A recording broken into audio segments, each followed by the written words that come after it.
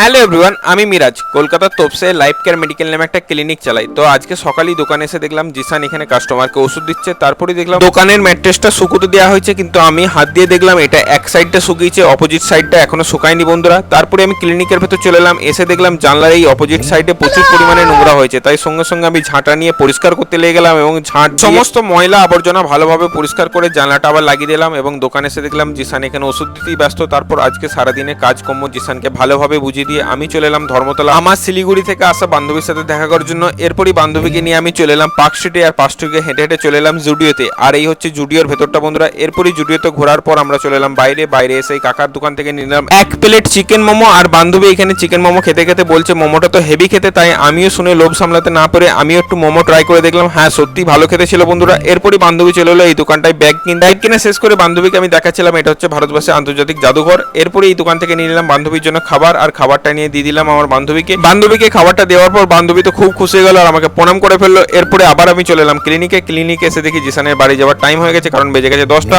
আর আমি বসে গেলাম কম্পিউটারে একটু মাল লোড করার জন্য। মাল লোড করা শেষ করে আমি কাস্টমারকে অ্যাটেন্ড করতে লেগে গেলাম আর মাল বিক্রি করতে লেগে গেলাম। এরপরে দেখলাম বৃষ্টি নেমে গেছে, তাই বাইকটাকে উপরে তুলে দিলাম যাতে বৃষ্টিতে ভিজে না দেয়। তারপরে একে একে বিভিন্ন কাস্টমার আসতে থাকলো আর আমি মাল বিক্রি করতে থাকলাম। এই করতে করতে দেখলাম বেজে গেছে 12টা। তাহলে চলো বন্ধুরা, এখন আমি বাড়ি যাই, দেখা হচ্ছে কালকে ঠিক এই টাইমে। ভিডিওটা ভালো লাগলে চ্যানেলটা সাবস্ক্রাইব করে দিও এবং একটু লাইক করে দিও। বাই।